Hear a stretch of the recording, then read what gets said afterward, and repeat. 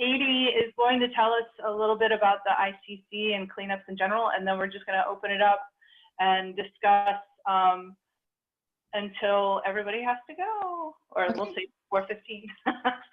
All right. Am I on mute still? Nope. You can hear me. Good. All right. Well, I'll go fast, but I hope share a lot of information about removing debris, litter, plastic pollution, and what's going on this fall. Okay. So there are many, many different cleanups that go on throughout the state of Virginia. Some are year-round, like Adopt a Highway. Some are through Adopt a Stream. Adopt a Stream is no longer funded on the state level by the state government, but many local governments still run Adopt a Stream programs where streams are cleaned either monthly or quarterly. There's many friend groups like Friends of the Rappahannock and many friend groups that do cleanups, and some of those are year-round. There are many regional cleanups. Just last weekend we had the James River regional cleanup, and the Potomac River has a regional cleanup. The Mattaponi and Pamunkey Rivers do too. And then there are statewide efforts like Adopt a Highway. At the state level cleanup I'm going to talk mostly about is the International Coastal Cleanup in Virginia. The International Coastal Cleanup is organized worldwide by the Ocean Conservancy. This is their 35th year of organizing it. And here in the state of Virginia, it's organized by Clean Virginia Waterways of Longwood University, where I work. And this is our 26th year of organizing it. We love it because the benefits are both short-term and long-term. By short-term, I mean the amount of litter and plastic that is removed from the environment, whether it's a cleanup on a sidewalk, a road, a beach. So we're not just talking about water-based cleanups, but the short-term benefit is, of course, removing this debris. Last year, the International Coastal Cleanup worldwide, the volunteers removed 20.8 million pounds. And here in Virginia, our volunteers collected 137,000 pounds. And our volunteers also collect data, which we've talked about. We use the Ocean Conservancy's paper data form, as well as the Clean Swell app. And the data all go into an international database, which is open to the public. Anybody can go and look at the data collected by volunteers. And I'd say about 50 to 60% of the volunteers in the International Coastal Cleanup in Virginia actually collect data. Others give us just how many volunteers and how many pounds, but others actually do the data. This is just a snapshot since 1995 when we started. We've had over 116,000 volunteers remove almost 5 million pounds. In fact, this year, some lucky volunteer is going to pick up a piece of litter that will represent the 5 millionth pound picked up in Virginia. So the data, yay, might be you. So here's a table that shows one of the ways we use the data is to take a look at top 10 items. In the first column, we've got top 10 items found nationwide or worldwide on the planet Earth. The middle column is the USA, and then on the right, Virginia data. And you notice that on the Earth, the #1 item found this last year was food wrappers, which are mostly plastic.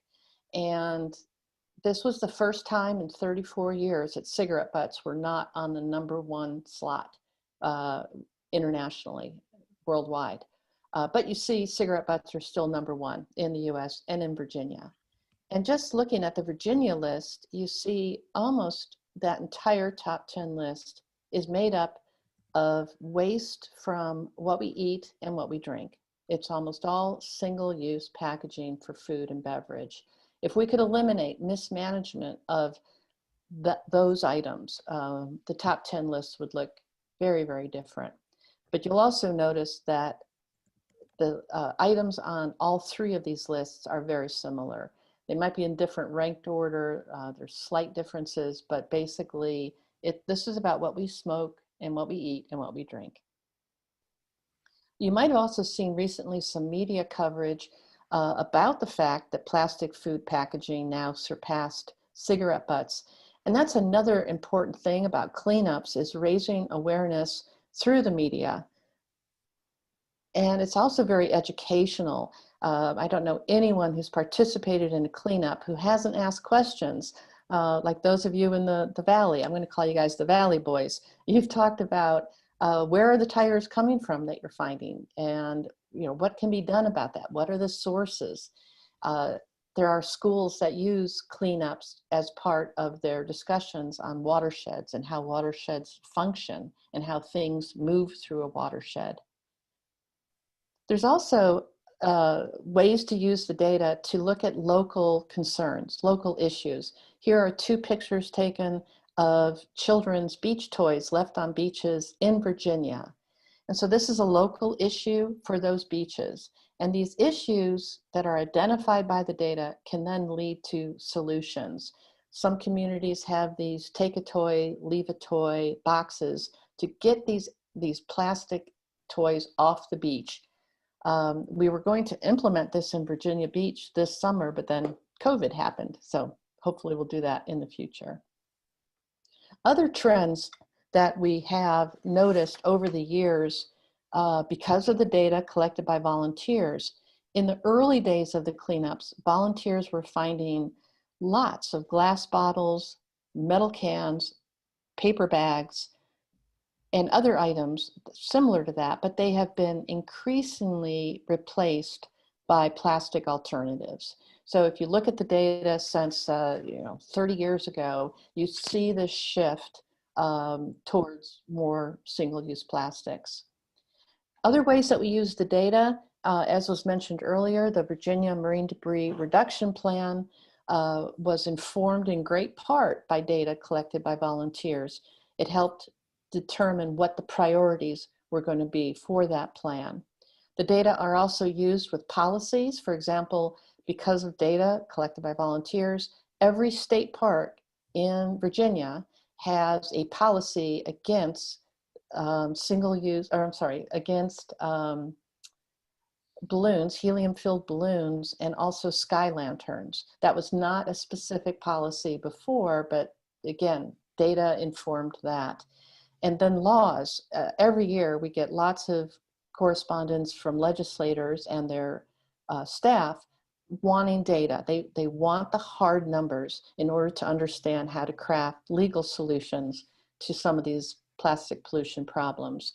And then finally, the data can help inform the development of behavior change campaigns, including one that was mentioned earlier by Virginia Whitmer of the Coastal Zone Management Program, a campaign to decrease people who intentionally release balloons into the environment.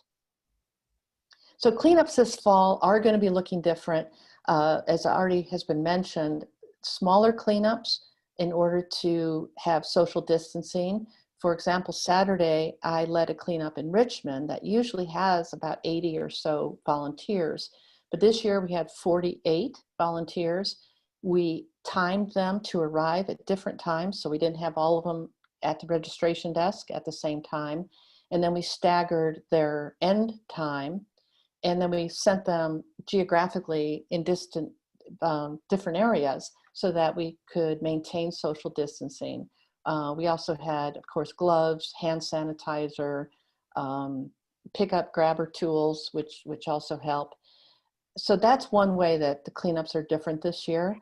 But I've also noticed that there's an increase in the number of cleanups this year. Scouts, especially, we've had a lot of Boy Scout troops find that, with sports being canceled in the schools, with overnight camping trips being canceled because of COVID, they're looking for meaningful, hands-on, outdoor, socially distancing options, and cleanups fit the bill.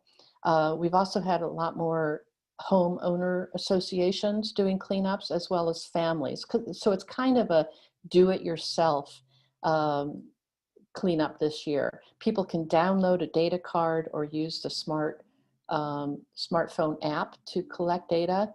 So it's interesting. We're having more cleanups, but they are smaller. I also wanted to point out that the International Coastal Cleanup is held every September and October. That's been the way it's been for 35 years.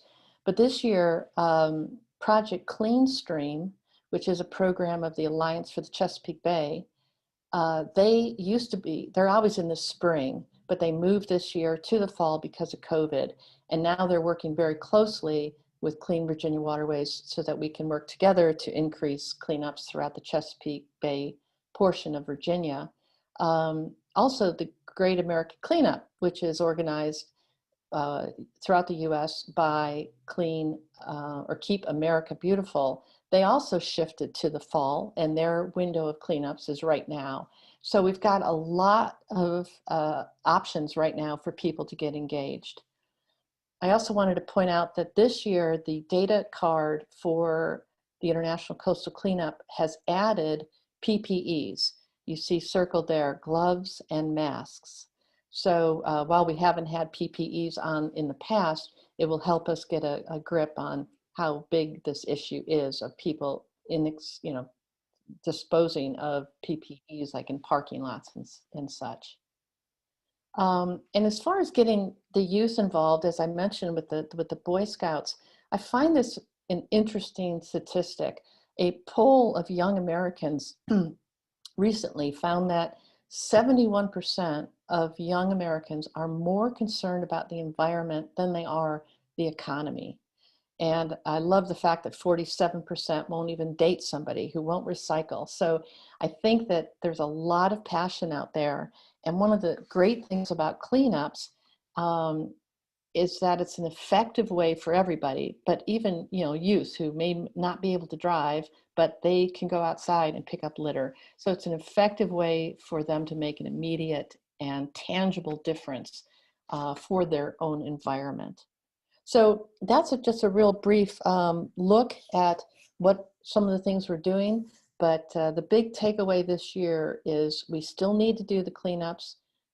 There's still the need. People are still littering, but doing cleanups with more social distancing and the staggered start and the do-it-yourself, I think we'll actually maybe find at the end of this year an increase in the number of volunteers who have participated.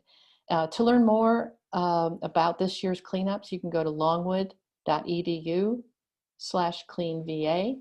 And at this point, I'll stop sharing my screen and we can open it up to any questions that people might have.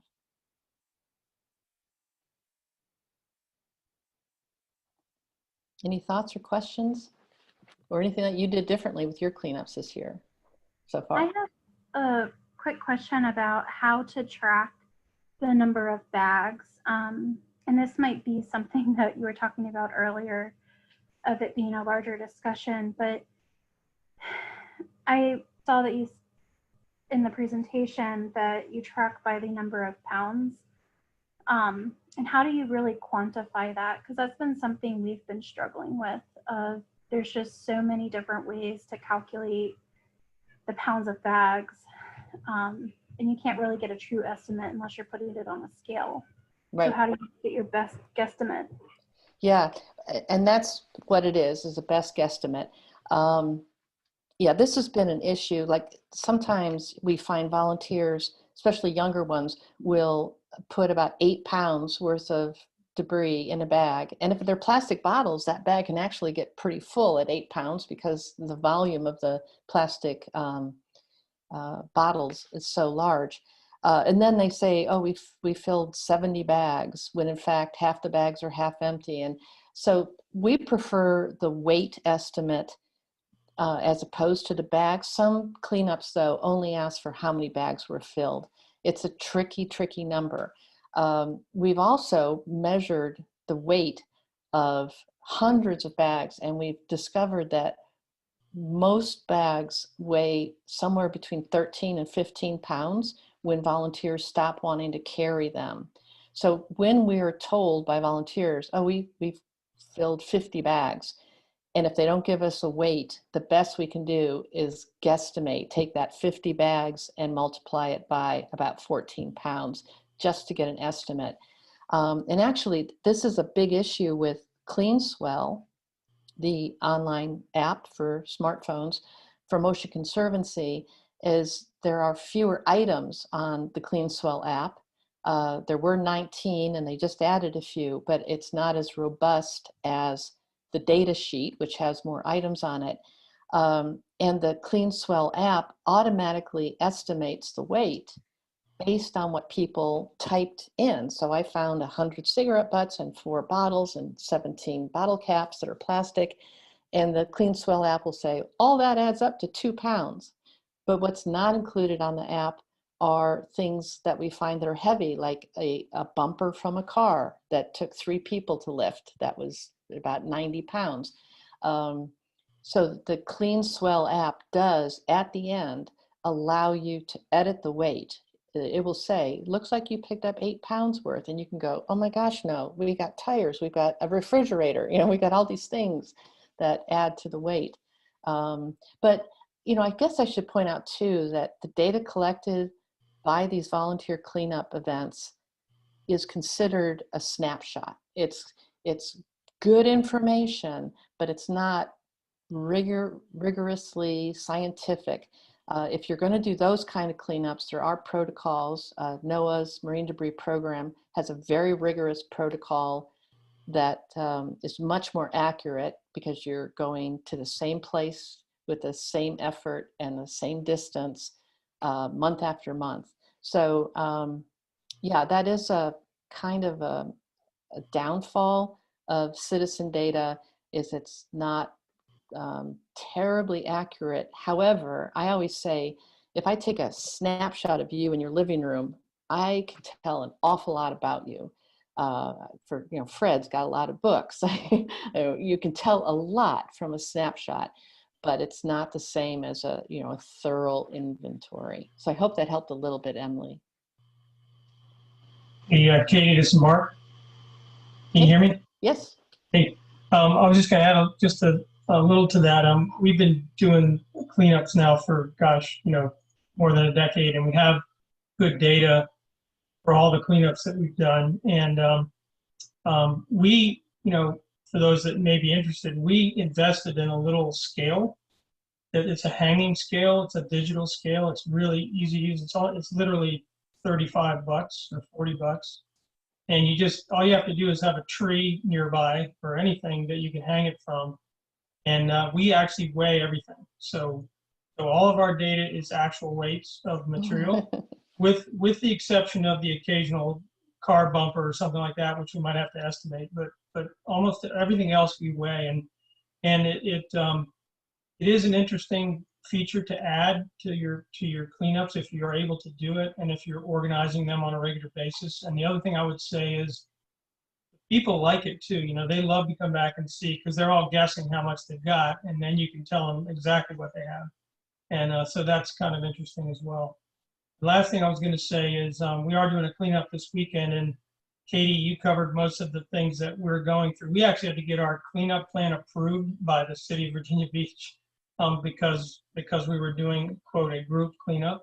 But so normally we'd have over 100 people at our site. That's common, but we're going to have literally about 25 people, I think, and people are checking in at different times. And we actually, if you're coming in a group, it has to be a group of people that is like a family group or something. In other words, you're already hanging around together, so therefore, you still should wear a mask. They're still required to wear a mask when they're checking in with us, but other than that, they're outside and they can do what they wish. But that's if they're in a group that's already together. So anyway, we've had to jump through a few of those hoops as well. It'll be interesting to see how it goes. And we're going to we have a big area, and we have the area already mapped out in different sections, so we can send people to different areas, and we're going to see how it works out. Yeah, that's a good point. It does take some pre-planning to say we can send 10 over here and 15 over there, not as one group of 15, but it does take some extra planning to make sure you can socially distance your volunteers. Yeah, Veronica. With regards to Emily's question on weight, us in Prince William County under the district, when we do our cleanups, we have the neighborhood service that goes and picks the trash when it is staged. And they take it to the landfill where they send back the measurements. So that is how we take our measurements in Prince William County. This weekend, we just had the Occoquan River cleanup by one of our partners, and we had over 50 volunteers at these challenging times, and they were located at different sites.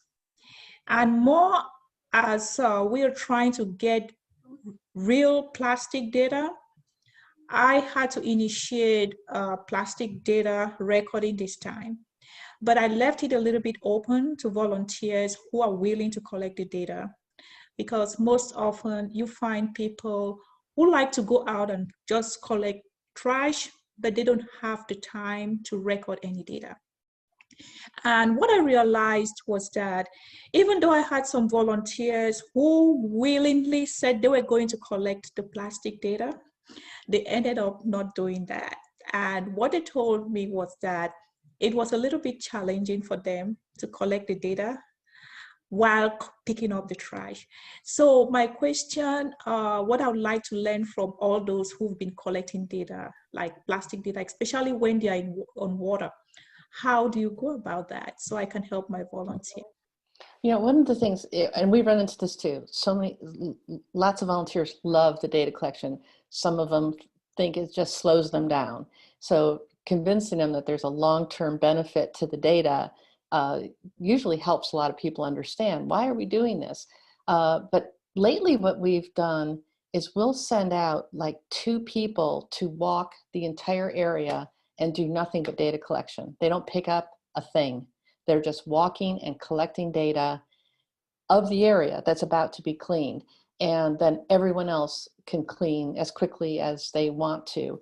And I wish I had come up with that earlier, because it really is efficient and effective. You get the data.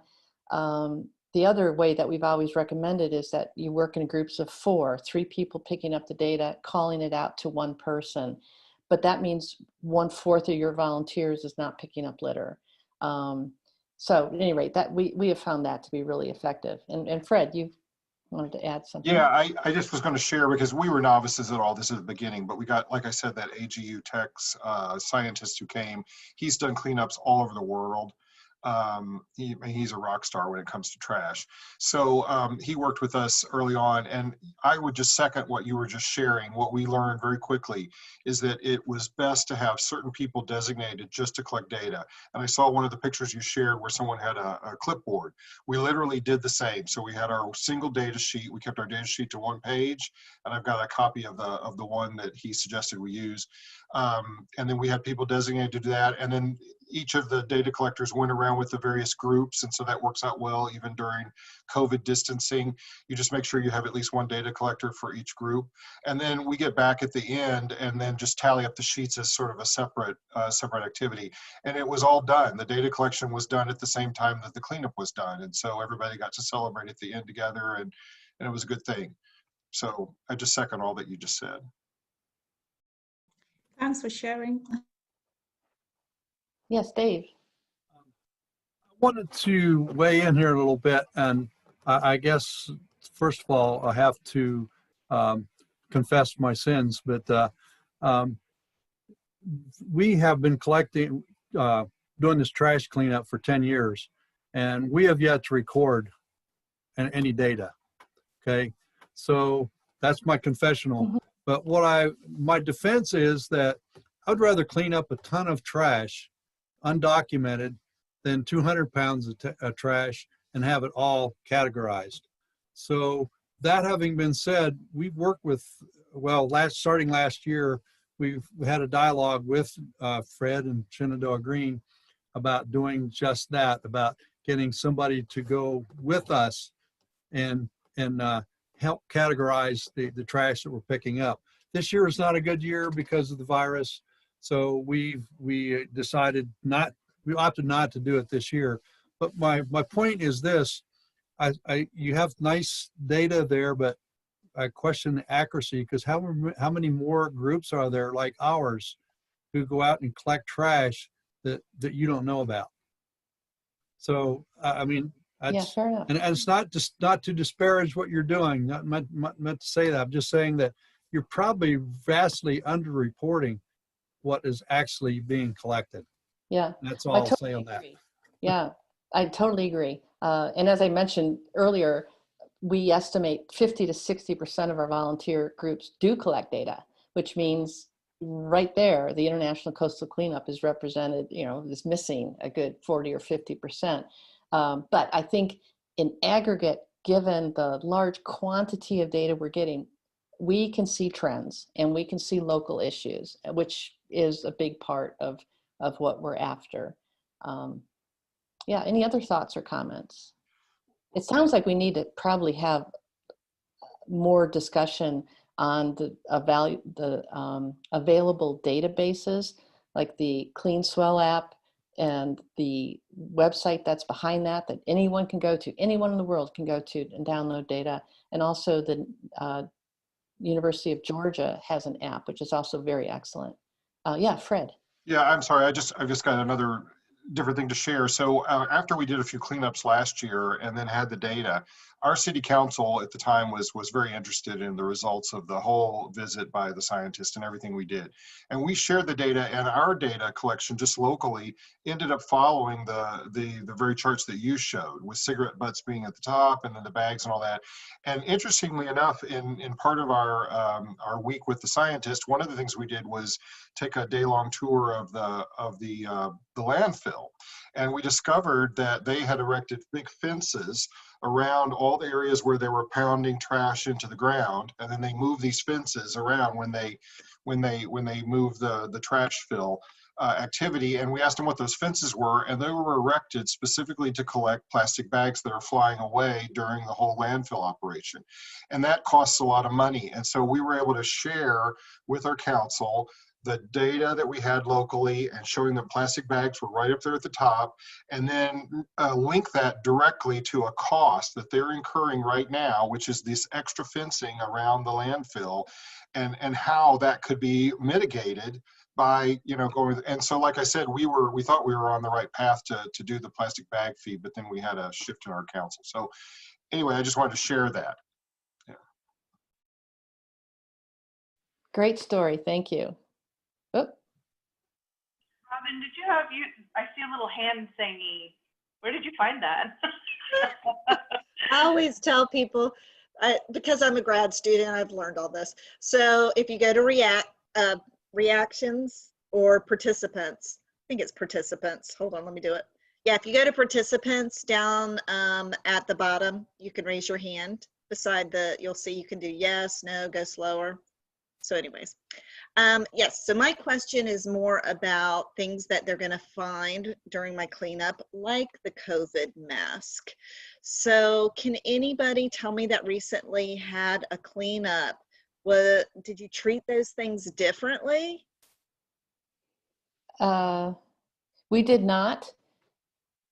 However, having said that, everyone wore a mask, everyone wore gloves, everyone had grabbers, so they weren't picking it up with their hand, they were picking it up with a grabber. And we just had them put it in the same bags that all the other trash was going into. And we ran that by our safety officer here at the university, and they said that that was adequate. We also, when all of the grabbers came back, we had them dipped into a bleach solution. And then we had alcohol spray that we used on the handles, even though people were wearing gloves, and, but still we were being extra careful. And then all of the gloves that we use are reusable. They went into a bin for washing. So, but we did not treat them as hazardous waste or anything like that. But I would not have people picking them up with bare hands, no.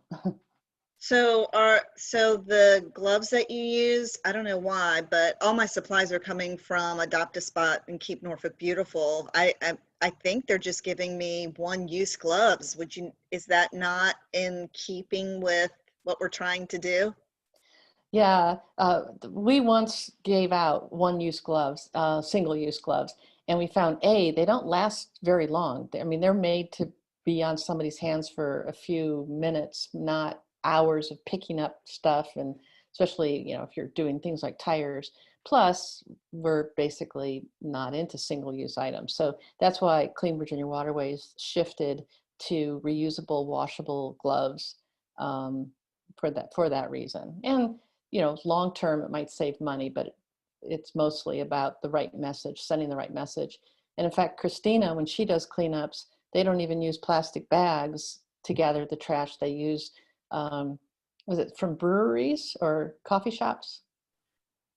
Yeah, they're grain bags from some of the local breweries. So normally they would cut them, I think, horizontally. So if you ask them ahead of time that you know, need some bags for cleanup, they'll cut them at the top vertical part of the bag, or the shorter end of the bag, I guess.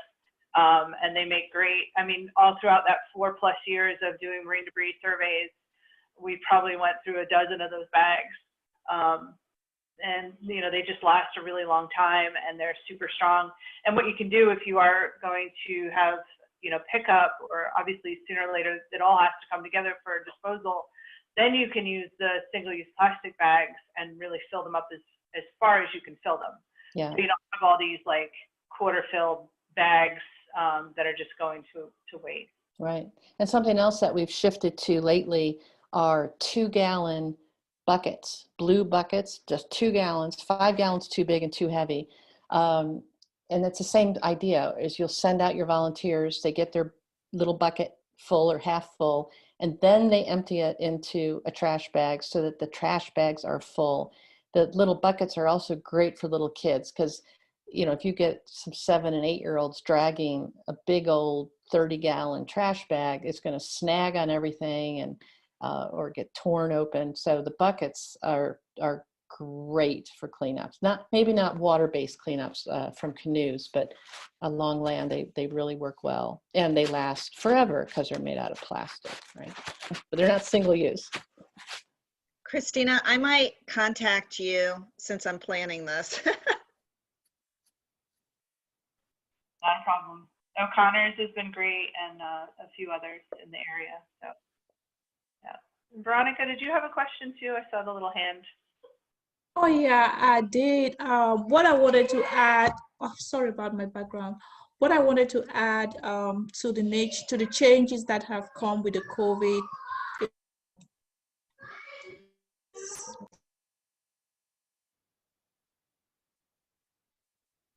You know, a Zoom call is just not a Zoom call without a child or a dog. I mean, that makes the day right there for me. It's our future. Okay, sorry about that. The little thing I wanted to add to Robin's question on the changes that COVID has brought is that during our cleanup this time, we encourage folks to work at sites of your desires. You know, it may be a stream in your backyard, just where you feel comfortable to clean up. And then for the supplies that we gave out, normally we usually get back the gloves to reuse, but we didn't this time around. And then we had to give out the disposable safety vest to the volunteers. And then for the grabbers that went out, I had to use Lysol to disinfect them. So I really encourage them not to go with the grabbers. If they could pick the trash with your gloves, that would be good. But for those who insisted on a grabber, I gave out grabbers. Thank you. Good, thank you. Any other thoughts or sharing? Do you have to go, Mark? Okay, thank you, Mark. Yeah, we went a little over today, which is good for us to know in the future, not to be too ambitious. But our next call will be October the 3rd, Tuesday, unless we hear from any of you that that's a standing date that you could not make it. But we'll be looking at Tuesday, October 20th, 3 p.m. And the special topic will be looking at the Virginia legislative solutions to single-use plastics and plastic pollution. And please look in your emails for our next update. And if you have any updates you want us to put in our email to you, let us know. So once a month, we'll be sending out an email to everybody And if you've got a new resource or something that you want to share, we will put that in our once a month email. We're calling it the announcements for now. Any closing thoughts from anybody? And thank you for staying late. I was just wondering if I could share a picture real quick, just to leave Sure. a smile on everybody's face, and it was kind of inspired by Veronica's kids. Do Is I it have to possible for me to share a picture? I think I have to, hold on, I'm learning. It's an education program that we came up with last year, and we do here in the Valley, but it's just a quick picture. Fred, I'm going to make you a co-host right now. Okay. And then when you're the co-host, in the bottom center, there's a thing that says share screen. Perfect. You should be able to click on that and share your photo. So I don't know if everybody can see. Oh, yeah. Oh, great. Okay, the picture to the left is, well, to the right, I had pulled up the data sheet. I was looking at that when we were talking about it. That's the data sheet we look. But the picture to the left, so if you can see that sculpture behind those kids on that wagon, that's the size of a juvenile whale, and it was inspired by the whale that washed up dead on the shore somewhere in the Far East. And they had gutted it and found out that it had died because of so much plastic in the stomach. And so VMI engineering department created this whale for us, and we take it around to the schools, and it's been a huge project. So the kids bring their single-use plastic that they've used, and they fill the whale up, and they're amazed how quickly the whale can fill up. And so you can imagine, so this whale travels to the schools each week to a different school. And anyway, I just love this picture. I never get tired of just looking at it. Yeah, that's great. Thanks Anyway, for sharing that. That's all. Very good. Any other closing thoughts or insights? And if not, you can always email to us afterwards. May we have a copy of your slides? Yes. Well, actually, the presentation I made will be on YouTube. Okay. But yes, I'm happy to share my PowerPoint as well. If you Very want to good. do your own PowerPoint and use those, yes. The data was good, particularly. Yeah.